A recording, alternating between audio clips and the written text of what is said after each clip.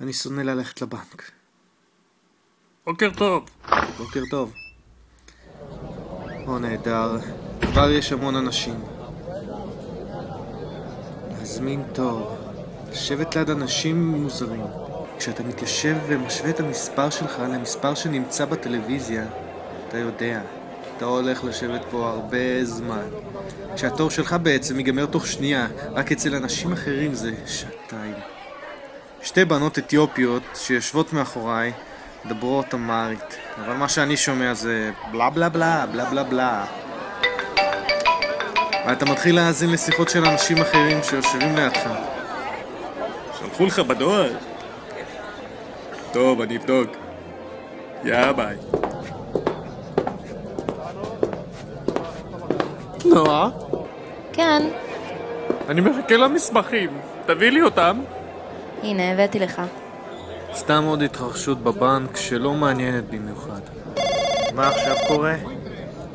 אין לכם תיק שיכול להיות משהו. יש אחד אצלכם ואחד אצלנו.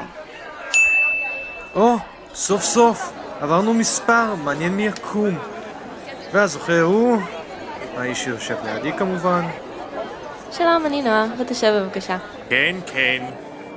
ועכשיו רק להמתין ולהמתין ולהמתין.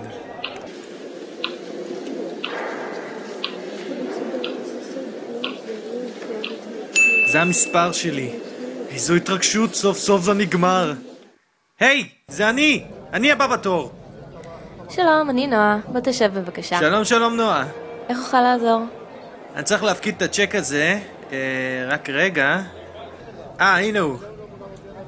טוב, הנה, אני מפקידה לך אותו, וזהו. טוב, תודה נועה. להתראות, יום טוב. להתראות, יום טוב. זהו זה. זה נגמר. אני עומד לצאת מכאן. רק רגע. יש כאן אנשים חדשים שממתינים.